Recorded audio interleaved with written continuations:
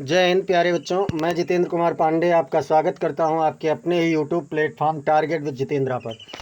प्यारे बच्चों, इस समय हम लोगों का सीरीज चल रहा है संधि का, और संधि में आज हम लोग देखेंगे महामैराथन यानी मैराथन टाइप की क्लास। इसमें आपको 50 बहुविकल्पीय महत्वपूर्ण प्रश्न मिलेंगे, संपूर्ण निचोड़ व्याख्या सहित है। परीक्षा में यही प्रश्न आते हैं, ऐसे ही प्रश्न बनते हैं। और यकीन मानिए, संधि से संबंधित जितने भी प्रश्न आपको कराए जाएंगे परीक्षा में, उससे बाहर प्रश्न आपके नहीं आएंगे। स्कूल प्लस कॉम्पिटेटिव है, परीक्षा कहीं की हिंदी यहीं की। ये सीरीज आप लोगों का चल रहा है इस समय कॉम्पिटेटिव एग्ज़ाम के लिए और हाई स्कूल और इंटर के एग्ज़ाम के लिए भी। तो चलिए हम लोग शुरुआत करते हैं। उससे पहले अगर आप लोग अभी तक चैनल को सब्सक्राइब नहीं किए हैं तो चैनल को सब्सक्राइब कर लीजिए, बेल आइकन दबाना ना भूलें, जिससे आने वाली समस्त महत्वपूर्ण क्लासेस की अपडेट्स आपको मिलती रहें। और क्लास को लाइक कर दीजिए, इसे अपने मित्रों के पास अधिक से अधिक शेयर कर दीजिए। और चलिए हम शुरुआत करते हैं। शुरुआत में देखिए, पहला प्रश्न आप लोगों का है। पहला प्रश्न क्या है कि नयन का संधि विच्छेद है। नयन का संधि विच्छेद क्या होगा? क्या ने धन अन होगा, या फिर ने धन अयन होगा, या फिर ने धन अयन हो ना धन अयन होगा, या फिर नय धन अन होगा? तो बेटा ध्यान दीजिए आप लोगों को मैंने एक संधि पढ़ाया था, ने धन अन। चलिए हम इसको जोड़ करके दिखाते हैं। ये हम लोगों का है अयादि संधि। तो उसमें हमने बताया था कि ए, अब यहाँ पर देखिए ना प्लस ए प्लस अयन, अन होना चाहिए। यहाँ पर क्या होना चाहिए? अन होना चाहिए। तो ये क्या हो जाएगा? ए किस में बदलता था? अय में बदलता था, तो क्या हो जाता है? नयन। तो ये ने धन अन जो है, यही आपका सही विकल्प होगा, विकल्प नंबर ए। और ये आपका अयादि संधि होगा, ये भी आपको याद रखना है। प्रश्न संख्या 2 देखते हैं क्या कह रहा है। प्रश्न संख्या 2 कह रहा है सदैव में संधि है। अब सदैव में क्या वृद्धि संधि होगी, या यण संधि होगी, या व्यंजन संधि होगी, या फिर गुण संधि होगी? तो चलिए देख लेते हैं सदैव में कौन सी संधि है। तो सदा प्लस एव मिलकर के आपका क्या बनता है? सदैव बनता है। यानी सदा, सद में अंत में क्या है? तो अंत में बड़ा आ है, और यहाँ पर ए है एव में, तो बड़ा आ और ए मिल करके क्या बन रहा है? अय बन रहा है। और क्या हो रहा है? सदैव हो रहा है। ये नियम आपका कौन सा जा रहा है? तो वृद्धि संधि जा रहा है। तो ए वाला विकल्प यहाँ पर भी आपका बिल्कुल सही हो जाएगा। आ प्लस ए बराबर अय, ये आपका वृद्धि संधि है। चलते हैं अब प्रश्न संख्या 3 की ओर। प्रश्न संख्या 3 क्या कह रहा है कि निम्न में से किस शब्द में गुण संधि है? तो यहाँ पर ए वाला है हिमालय, बी विकल्प है इत्यादि, सी विकल्प है तल्लीन, और डी विकल्प है देवेंद्र। तो हिमालय का संधि विच्छेद करें तो क्या बनेगा? हिम धन आलय। यहाँ पर हिम में बड़ा आ है, छोटा आ है माँ में अंत में, और यहाँ पर बड़ा आ, दोनों मिलकर के दीर्घ संधि बना रहे हैं। तो इति धन आदि इसमें देखते हैं तो यहाँ पर छोटी ई और बड़ा आ, यहाँ पर इति में देखो छोटी ई है और बड़ा आ है, दोनों मिलकर के ई, छोटी ई क्या बन रहा है? या बन रहा है। तो ये आपका यड़ संधि है। अगर हम बात करें तल्लीन का, तो तत् धन लीन, तत् धन लीन, ये आपका व्यंजन संधि है। और देवेंद्र की बात करें तो देव धन इंद्र, आ प्लस ई बराबर ए की मात्रा बन रही है, और ये गुण संधि का नियम होता है। गुण संधि में क्या होता है बेटा? आ प्लस ई बराबर ए, आ प्लस ओ बराबर ओ, और आ प्लस री बराबर अर, और आ प्लस री बराबर अल होता है। ये गुण संधि का नियम है। तो डी वाला विकल्प आपका बिल्कुल सही जवाब हो जाएगा।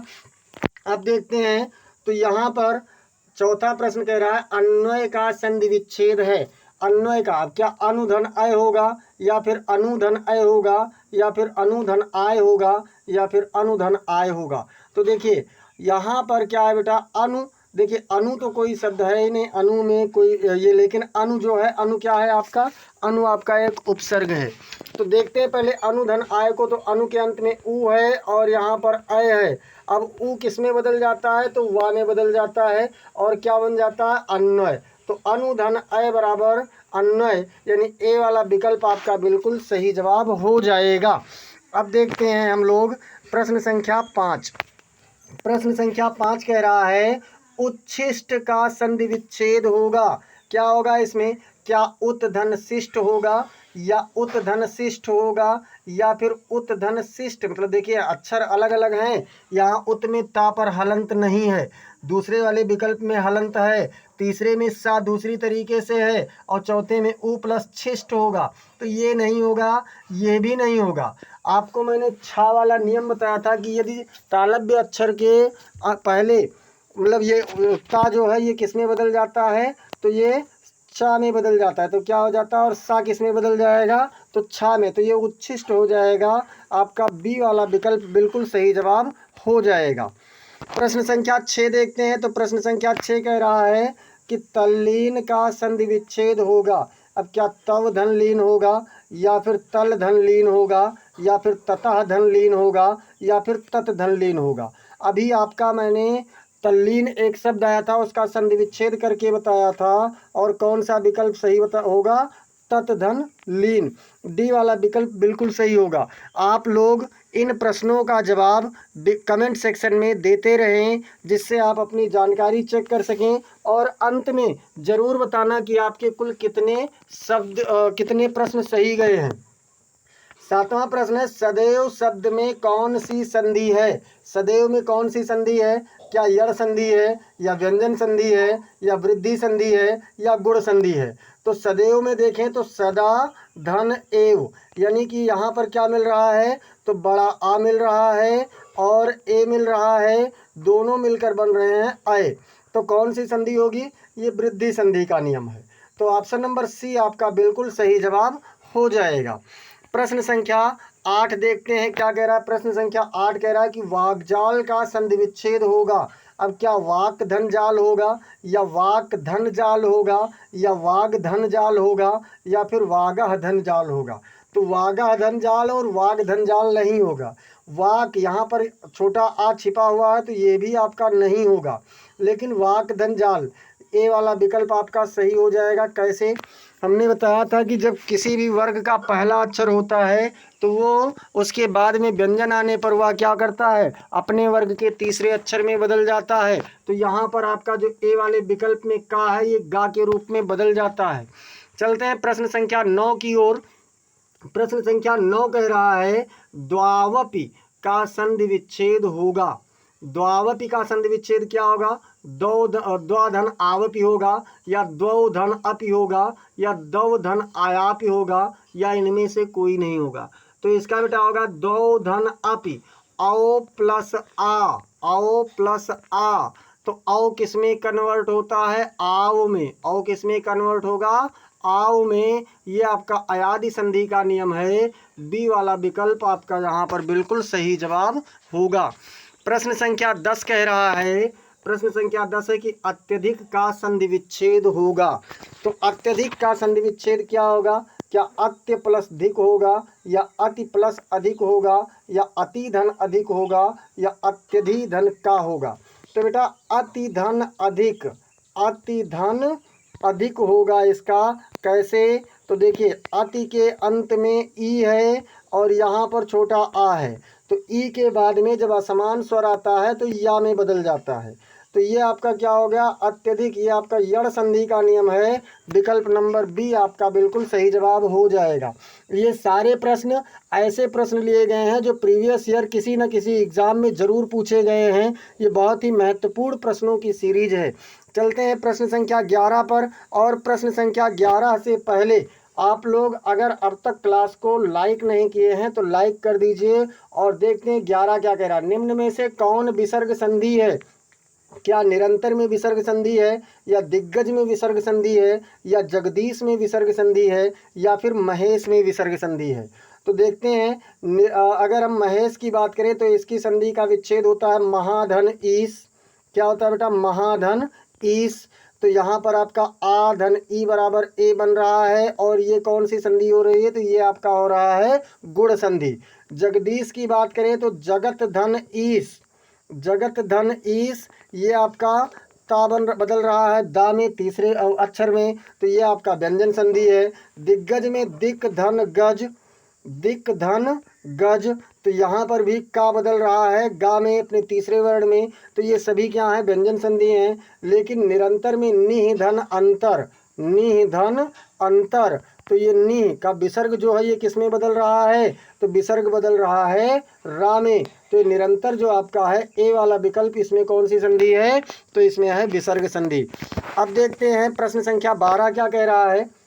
प्रश्न संख्या 12 कह रहा है इत धन आदि इत्यादि में कौन सी संधि है। इत धन आदि इत्यादि में कौन सी संधि है, क्या यड़ संधि है या दीर्घ संधि है या गुण संधि है या अयादि संधि है। तो बेटा इति में अंत में ई है और आदि में आरंभ में बड़ा आ है। तो जब ई के बाद असमान स्वर आता है तो बदलता है या में, और ये गुण है यड़ संधि का, किसका है, यड़ संधि का है। तो ए वाला विकल्प आपका बिल्कुल सही जवाब हो जाएगा। प्रश्न संख्या 13 क्या कह रहा है। प्रश्न संख्या 13 कह रहा है मनोहर शब्द में कौन सी संधि है, क्या स्वर संधि है या व्यंजन संधि है या विसर्ग संधि है या दीर्घ संधि है। तो मनोहर का संधि विच्छेद कर लीजिए, तो क्या होता है मनः धन हर, मनः धन हर। तो यहाँ पर विसर्ग है ना, तो इसलिए कौन सी संधि होगी, विसर्ग संधि होगा। ऑप्शन नंबर सी यहाँ पर आपका बिल्कुल सही आंसर हो जाएगा। अब देखते हैं प्रश्न संख्या 14। प्रश्न संख्या 14 में कुछ सिद्धांत पूछे गए हैं। निम्न में से एक कथन गलत है, कोई एक कथन गलत है। संधि में दो पक्षों का मेल होता है, संधि तोड़ने को विच्छेद कहते हैं, समास में पदों के प्रत्यय समाप्त कर दिए जाते हैं और समास तोड़ने को विग्रह कहते हैं। तो भैया समास तोड़ने को विग्रह कहते हैं, सही है।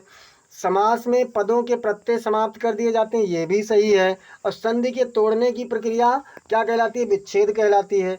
संधि में दो पक्षों का मेल होता है तो नहीं होता है, तब क्या होता है, संधि में दो वर्णों के मेल से जो विकार उत्पन्न होता है उसे संधि कहते हैं। दो वर्णों के मेल से जो परिवर्तन होता है उसे संधि कहते हैं। तो कौन सा विकल्प सही होगा, ए वाला विकल्प ही आपका इसमें गलत है और यही हमारा सही उत्तर है। प्रश्न संख्या 15 क्या कह रहा है, ये भी कुछ कॉन्सेप्ट से संबंधित है। निम्न में से गलत कथन है, कौन सा है, क्या दो वर्णों के मेल से होने वाले विकार को संधि कहते हैं या फिर दो स्वरों के मेल से होने उत्पन्न विकार को स्वर संधि कहते हैं या फिर व्यंजन से स्वर अथवा व्यंजन के मेल से उत्पन्न विकार को व्यंजन संधि कहते हैं या फिर विसर्ग के साथ विसर्ग के मेल से उत्पन्न विकार, यहाँ शिकार नहीं बेटा, यहाँ विकार होना चाहिए, तो विकार को विसर्ग संधि कहते हैं।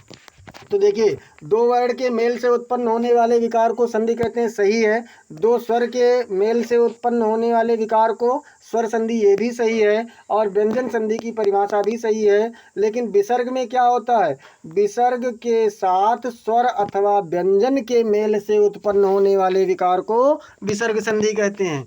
तो ये आपका डी वाला कथन गलत है और यही सही उत्तर हो जाएगा। अब हम लोग देखते हैं प्रश्न संख्या 16 क्या कह रहा है। प्रश्न संख्या 16 कह रहा है कि पुरस्कार में कौन सी संधि है, क्या इसमें स्वर संधि है या व्यंजन संधि है या विसर्ग संधि है या फिर कोई नहीं है। तो पुरस्कार, पुरस्कार का संधि विच्छेद करेंगे तो क्या होगा, पुरः धन कार, पुरः धन कार, और क्या बन गया, विसर्ग संधि बन गया। तो सी वाला विकल्प आपका बिल्कुल सही जवाब होगा। प्रश्न संख्या 17 देखते हैं क्या कह रहा है। प्रश्न संख्या 17 है निम्न में से कौन सा व्यंजन संधि का उदाहरण है। तो क्या इसमें सदैव है या फिर मनोरथ है या फिर निर्गुण है या फिर सदाचार है। तो सदैव देखें तो सदा धन एव होता है और यहाँ पर दो स्वर के बीच में मिलन हो रहा है, मेल हो रहा है, तो ये स्वर संधि है। मनोरथ की बात करें तो मनः धन रथ होता है, मनः धन रथ, तो यहाँ पर विसर्ग और व्यंजन के बीच में मेल हो रहा है तो विसर्ग संधि है। निर्गुण की बात करें तो निह धन गुण होता है, यहाँ पर भी विसर्ग संधि है। लेकिन अगर हम बात करें सदाचार की तो क्या होता है, सत धन आचार, सदाचार का क्या होगा बेटा, तो सदाचार का होगा सत धन आचार। अब यहाँ पर क्या है, यहाँ पर आपका व्यंजन संधि है और हमसे पूछा क्या गया है, व्यंजन संधि। तो डी वाला विकल्प बिल्कुल सही उत्तर हो जाएगा। प्रश्न संख्या 18 क्या कह रहा है। प्रश्न संख्या 18 है कि मृत्यु धन उपरांत में संधि करने से एक शब्द निर्मित होगा, कौन होगा, क्या मृत्युपरांत होगा या मृत्योपरांत होगा या मृत्यु पर्यंत होगा या मृत्योर पर्यंत होगा। तो ये क्या होगा बेटा, मृत्युपरांत। क्या होगा, मृत्युपरांत। यहाँ बड़ाऊ की मात्रा होनी चाहिए, जो गलती से नहीं हुआ है तो आप उतना समझ सकते हैं, मृत्युपरांत। ऑप्शन नंबर ए आपका सही उत्तर हो जाएगा। प्रश्न संख्या 19 कह रहा है कि अनधिकृत शब्द का संधि विग्रह होगा, यानी संधि विच्छेद होगा। क्या होगा, अन धन अधिकृत होगा, या फिर अन धन अधिकृत होगा, या फिर अन्य धन अधिकृत होगा, या फिर अनधि धन कृत होगा। तो अगर अन धन अधिकृत को जोड़ेंगे तो यहाँ ना के अंत में छोटा आ है और यहाँ भी छोटा आ है, तो बन जाना चाहिए बड़ा आ, जो कि नहीं बना, तो पहला ऑप्शन गलत हो गया। अगर हम अनधिकृतम कोई होता ही नहीं, अन्य धन अधिकृत होगा नहीं, तो क्या बना, अन धन अधिकृत, जिस पर विसर्ग हलंत है, वो वाला ऑप्शन सही होगा, अर्थात बी वाला विकल्प आपका बिल्कुल सही जवाब हो जाएगा। प्रश्न संख्या 20 क्या कह रहा है, प्रश्न संख्या 20 कह रहा है कि कपि धन ईस का संधि संयोजन कीजिए। मतलब आप इसको संधि में बनाइए, तो क्या कपिस होगा, या कपीस होगा, या कपेश होगा, या फिर कपिसी होगा। तो बेटा कपि धन ईस, छोटी ई अंत में है, इधर बड़ी ई है, छोटी ई और बड़ी ई मिलकर बनेगा बड़ी ई, और कौन सी संधि हो जाएगी, स्वर संधि हो जाएगा, दीर्घ स्वर संधि। ये आपका बी वाला विकल्प सही होगा, कपीस। कपि धन ईस का क्या होगा, कपीस हो जाएगा। अब तक अगर आप लोगों ने बेटा क्लास को लाइक नहीं किया है तो लाइक जरूर कर दीजिए सब लोग, और देखते हैं प्रश्न संख्या 21 क्या कह रहा है। प्रश्न संख्या 21 कह रहा है विसर्ग के साथ अथवा व्यंजन के संयोग से, मतलब विसर्ग के साथ स्वर अथवा व्यंजन के संयोग से होना चाहिए, जो विकार उत्पन्न होता है उसे कौन सी संधि कहते हैं। क्या स्वर संधि होगा, या व्यंजन संधि होगा, या विसर्ग संधि होगा, या फिर इनमें से कोई नहीं होगा। तो विसर्ग के साथ चाहे स्वर आए और चाहे व्यंजन आए, क्या होता है, विसर्ग संधि ही कहलाता है। तो सी वाला विकल्प आपका बिल्कुल सही उत्तर हो जाएगा। प्रश्न संख्या 22 क्या कह रहा है, प्रश्न संख्या 22 कह रहा है परोपकार का संधि विच्छेद होगा। क्या होगा, पर धन उपकार, या परोधन पकार, या परोपधनकार, या फिर पराधन उपकार। तो बेटा परोपकार का संधि विच्छेद क्या होगा, पर मतलब होता है दूसरा, धन उपकार, उपकार मतलब कि उपकार करना। अब देखिए पर शब्द जो है इसके अंत में छोटा आ है, यहाँ पर ऊ है, तो छोटा आ और ऊ मिलकर के ओ बन जाएगा, गुण संधि। तो ये आपका ए वाला विकल्प बिल्कुल सही जवाब हो जाएगा। प्रश्न संख्या 23 क्या कह रहा है, तो प्रश्न संख्या 23 कह रहा है कि मनोरमा में कौन सा संधि होगा। मनोरमा में क्या स्वर संधि होगा, या व्यंजन संधि होगा, या भाव संधि होगा, या विसर्ग संधि होगा। मनोरमा का संधि विच्छेद कर लीजिए तो क्या होगा, मनः धन रमा, मनः धन रमा, मतलब मन को अच्छा लगने वाला कौन होगा, तो यहाँ पर बेटा विसर्ग संधि हो जाएगा, क्योंकि इसके अंत में विसर्ग है। तो डी वाला विकल्प आपका बिल्कुल सही उत्तर हो जाएगा। प्रश्न संख्या 24 कह रहा है कि चंद्रोदय में कौन सी संधि है।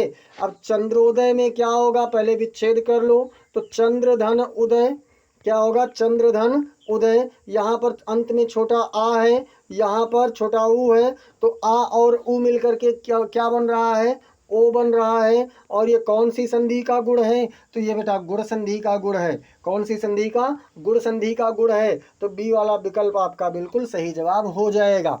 अगर आप संधि विच्छेद करना सीख गए तो समझ लीजिए संधि को पहचानना आधे से ज़्यादा आप सीख चुके हैं। अगला है प्रश्न संख्या 25।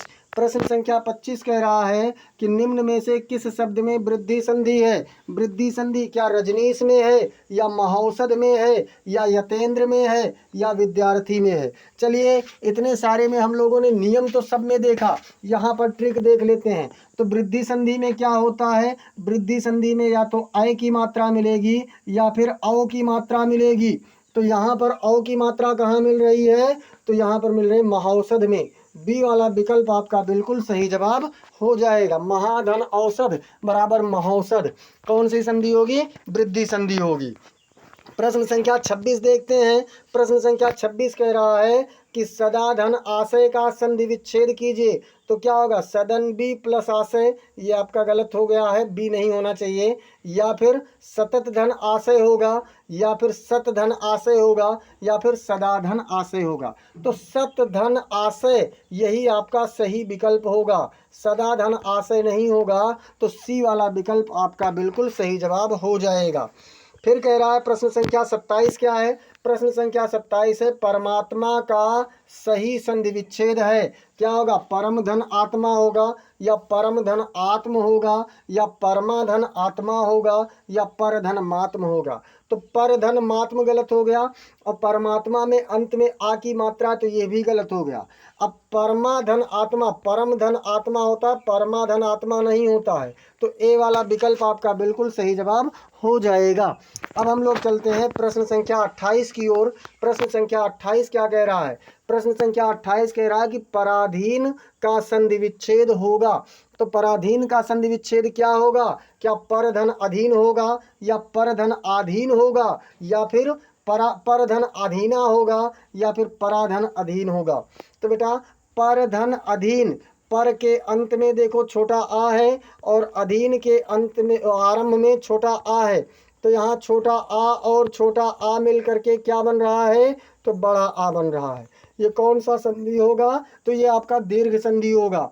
पहला विकल्प आपका बिल्कुल सही जवाब हो जाएगा। प्रश्न संख्या 29 क्या कह रहा है, प्रश्न संख्या 29 कह रहा है उच्चारण का संधि विच्छेद होगा।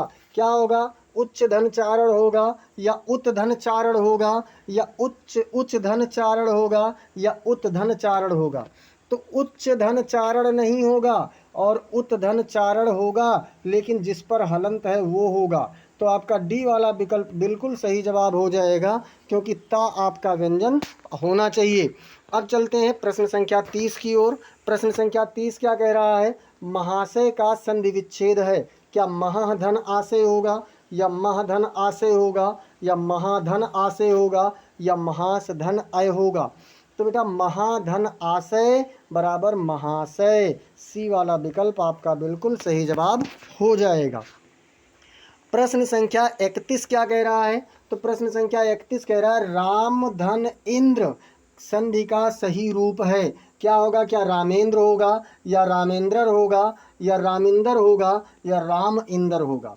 तो क्या होगा बेटा, यहाँ पर राम के अंत में छोटा आ है, और इंद्र के आरंभ में छोटी ई है, दोनों मिलकर के ए बनेंगे। तो ए की मात्रा दो जगह नहीं मिल रही है, इसको हटा दीजिए। अब देखिए यहाँ इंद्र के अंत में रा तो है नहीं, तो ये भी हट गया। अब क्या बचा, रामेंद्र। तो ए वाला विकल्प आपका बिल्कुल सही जवाब हो जाएगा। प्रश्न संख्या 32 क्या कह रहा है, प्रश्न संख्या 32 कह रहा है पुत्र धन अर्थ का सही संधि रूप क्या होगा। पुत्र के अंत में बड़ा आ है, छोटा आ है, और अर्थ के आरंभ में भी छोटा आ है, दोनों मिल करके बड़ा आ बनेगा, दीर्घ संधि का नियम। तो क्या होगा, क्या पुत्रार्थ होगा, या पुत्र अर्थ होगा, या पुत्र रथ होगा, या पुत्रार्थ होगा। तो सही वाला विकल्प आपका ए वाला होगा, पुत्रार्थ। अब हम लोग चलते हैं प्रश्न संख्या 33 की ओर। प्रश्न संख्या 33 क्या कह रहा है, गज धन इंद्र का संधि रूप क्या होगा। तो देखिए गज के अंत में छोटा आ है, और इंद्र के आरंभ में छोटी ई है, दोनों मिलकर के ए बनेगा। अब देखो जहाँ जहाँ ए की मात्रा नहीं है काट दीजिए, तो एक ही ऑप्शन बन रहा गजेंद्र। ए वाला विकल्प आपका बिल्कुल सही जवाब हो जाएगा। इसको कहते हैं लोप विधि। इसको कौन सी विधि कहते हैं, लोप विधि कहते हैं। अब हम लोग चलते हैं प्रश्न संख्या 34 की ओर। प्रश्न संख्या 34 क्या कह रहा है, लोक धन अर्थ का सही संधि रूप क्या होगा। क्या लोकार्थ होगा, या लोकरथ होगा, या लोकेर्थ होगा, या लोक अर्थ होगा। तो लोक के अंत में छोटा आ, अर्थ के आरंभ में छोटा आ, दोनों मिलकर के बड़ा आ कहाँ मिल रहा है, पहले ऑप्शन में। कौन सी संधि होगी, तो दीर्घ संधि होगी। ए वाला विकल्प आपका बिल्कुल सही जवाब हो जाएगा। प्रश्न संख्या 35 क्या कह रहा है, प्रश्न संख्या 35 कह रहा है दू धन खा का संधि रूप है, क्या दुख है या दुख है या दुख है या दु प्लस खा है। तो देखिए बी और सी दोनों ऑप्शन एक ही हो गया और दोनों सही है। यहाँ पर विसर्ग का लोप नहीं होगा, विसर्ग अपने पूर्वोक्त रूप में रहेगा। तो बी एंड सी दोनों विकल्प, बी और सी दोनों विकल्प आपका सही उत्तर हो जाएगा, क्योंकि एक समान चीज़ें हैं। प्रश्न संख्या 36 क्या कह रहा है? तो प्रश्न संख्या 36 कह रहा है कि राजा धन ऋषि का संधि रूप है। क्या है? राजर्षि है या राजऋषि है या राज ऋषि है या राजा ऋषि है। तो देखिए राजा के अंत में बड़ा आ है और ऋषि के आरंभ में क्या है? तो री है। दोनों मिल करके क्या बनेंगे? तो अर बनता है। अर कहाँ पर है? तो ये आपका पहले वाले में है, राजर्षि। ये कौन सी संधि है? तो ये आपका गुण संधि है। अब चलते हैं प्रश्न संख्या 37 पर। और प्रश्न संख्या 37 से पहले आप लोगों बेटा क्लास को लाइक कर दिया कीजिए, लाइक कर दीजिए अगर अब तक आप लोगों ने नहीं किया है। 37 कह रहा है तत् धन त्वम का सही संधि रूप क्या होगा? क्या तत्वम होगा या तत्वम होगा या फिर तत्त्वम होगा या तत्वम होगा? तो यहाँ पर तत् धन त्वम जो है ये क्या हो जाएगा? तत्वम। तत्वम तत्वम मतलब ये वाला ऑप्शन आपका बी वाला ऑप्शन बिल्कुल सही उत्तर हो जाएगा। प्रश्न संख्या 38 क्या कह रहा है? प्रश्न संख्या 38 कह रहा है कि सत्य धन अर्थ का संधि रूप है। सत्य धन अर्थ का संधि रूप क्या होगा? क्या सत्यार्थ होगा या सतार्थ होगा या फिर सत्यर्थ होगा या सत्यार्थ होगा? तो बेटा सत्य के अंत में छोटा आ है और अर्थ के आरंभ में छोटा आ है, दोनों मिलकर के बड़ा आ बनेंगे, दीर्घ स्वर संधि। तो कौन सा होगा? सत्यार्थ हो जाएगा। ए वाला विकल्प आपका बिल्कुल सही जवाब हो जाएगा। प्रश्न संख्या 39 क्या कह रहा है? प्रश्न संख्या 39 कह रहा है दुह धन इच्छा का संधि रूप क्या होगा? क्या दुच्छा होगा या दु इच्छा होगा या दुच्छा होगा या दुच्छा होगा? तो क्या होगा बेटा? तो यहाँ पर विसर्ग किस में बदलेगा? विसर्ग किस में बदलेगा? तो विसर्ग सा में बदलेगा, ई, और ये क्या हो जाएगा? दुच्छा हो जाएगा। सी वाला विकल्प आपका बिल्कुल सही जवाब हो जाएगा। वैसे सी वाले विकल्प पर जो लिखा हुआ है इसका शुद्ध वर्तनी इस तरीके से होना चाहिए, दुशिक्षा, दुशिक्षा ये होना चाहिए सही, ठीक है, दुशिक्षा। अब देखते हैं प्रश्न संख्या 40 क्या कह रहा है? प्रश्न संख्या 40 है महाधन आत्मा का सही संधि रूप क्या होगा? क्या महात्मा होगा या महाआत्मा होगा या महाआत्मा होगा या महात्मा होगा? तो महाधन आत्मा, महा के अंत में बड़ा आ, आत्मा के आरंभ में बड़ा आ, तो दीर्घ आ और दीर्घ आ मिला तो क्या बना? दीर्घ आ बना, यानी कि दीर्घ स्वर संधि। कौन सा विकल्प है? तो ये है आपका पहला विकल्प महात्मा। ए वाला विकल्प आपका बिल्कुल सही उत्तर हो जाएगा। प्रश्न संख्या 41 कह रहा है कि प्रभु धन उद्धार का सही संधि रूप क्या होगा? तो क्या प्रभुद्धार होगा या प्रभुद्धार होगा या प्रभोद्धार होगा या प्रभोद्धार होगा? तो बेटा जो छोटा ऊ इधर है मतलब लघु ऊ, इधर भी लघु ऊ है, दोनों मिल करके क्या बन रहे हैं? तो दोनों जब मिल रहे हैं तो दीर्घ ऊ बन रहे हैं, दीर्घ स्वर संधि, और क्या हो जाएगा? प्रभुद्धार हो जाएगा। बी वाला विकल्प आपका बिल्कुल सही उत्तर हो जाएगा। अब देखते हैं प्रश्न संख्या 42 क्या कह रहा है? प्रश्न संख्या 42 कह रहा है दुहधन कृत्य का संधि रूप है। तो दुहधन कृत्य का क्या होगा? क्या दुष्कृत्य होगा या दुहकृत्य होगा या दुष्कृत्य होगा या फिर दुष्कृत्य होगा? तो बेटा देखिए विसर्ग के बाद में जब का वर्ग आता है, का वर्ग, तो ये कौन से सा में बदलता है? ये मूर्धन्य सा में बदलता है। विसर्ग मूर्धन्य सा में बदल जाएगा तो ए वाला विकल्प आपका बिल्कुल सही जवाब हो जाएगा। अब हम लोग देखेंगे प्रश्न संख्या 43 कह रहा है मधुधन अरि, मधुधन अरि का संधि रूप है। तो क्या मधेरी होगा या मधुरी होगा या मधुरी होगा या मधुअरि होगा? तो देखिए छोटा ऊ मतलब लघु ऊ प्लस लघु आ, ये दोनों हैं तो ऊ किस में बदलेगा? वा में बदलेगा, तो क्या हो जाएगा? मधुवरी। क्या हो जाएगा? मधुवरी। बी वाला विकल्प आपका बिल्कुल सही जवाब हो जाएगा। प्रश्न संख्या 44 क्या कह रहा है? तो प्रश्न संख्या 44 कह रहा है शिव धन ऋषि का संधि रूप क्या होगा? क्या शिवर्षि होगा या शिव ऋषि होगा या शिव ऋषि होगा या शिव ऋषि होगा? तो बेटा यहाँ पर शिव के अंत में छोटा आ है और ऋषि के आरंभ में री है, तो री और आ मिल करके अर बनता है गुण संधि, तो ये क्या हो जाएगा, सिवर सी हो जाएगा। ए वाला विकल्प बिल्कुल सही उत्तर हो जाएगा। प्रश्न संख्या 45 कह रहा है कि रामः धन अनुचरः का संधि रूप होगा। क्या रामानुचरा होगा, या राम अनुचरा होगा, या राम अनुचरा होगा, या फिर राम अनुचरा होगा। तो इसमें सी वाला विकल्प सही होगा। क्यों? क्योंकि विसर्ग जो है ये यहाँ पर लोप हो जाएगा, तो राम अनुचरा हो जाएगा, यानी सी वाला विकल्प आपका बिल्कुल सही जवाब हो जाएगा। प्रश्न संख्या 46 है कि पथः धनगामी का संधि रूप क्या होगा। क्या पथगामी होगा, या पथगामी होगा, या पथगम, या पथ आगामी। तो बेटा इसमें पथगामी होगा। यहाँ पर भी विसर्ग का लोप होगा। ये जब का वर्ग के अक्षर आते हैं तो वहाँ पर विसर्ग का लोप हो जाता है।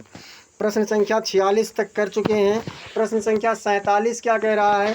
प्रश्न संख्या 47 कह रहा है सुरधन इंद्र का सही संधि रूप क्या होगा।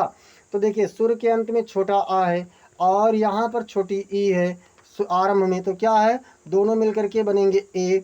तो ए की मात्रा सुरेंद्र में मिल रही, ये नहीं होगा क्योंकि अंत में रा नहीं है। सुर इंद्र में ये भी नहीं होगा, सुरेंद्र आपका ए वाला विकल्प बिल्कुल सही उत्तर हो जाएगा। प्रश्न संख्या 48 क्या कह रहा है? प्रश्न संख्या 48 कह रहा है कि उद धन गम का संधि रूप है। तो क्या उद्गम है, या उद्गम है, या उगम है, या उदहगम है। तो उद्गम होगा क्योंकि यहाँ पर ये लघु है, मतलब वो हलंत लगा हुआ है, तो हलंत वाला विकल्प ही आपका बिल्कुल सही उत्तर हो जाएगा। प्रश्न संख्या 40 प्रश्न संख्या 40 कह रहा है कि कृपया धन आपका 49 है। प्रश्न संख्या 49 कि कृपया धन आपका संधि रूप क्या होगा।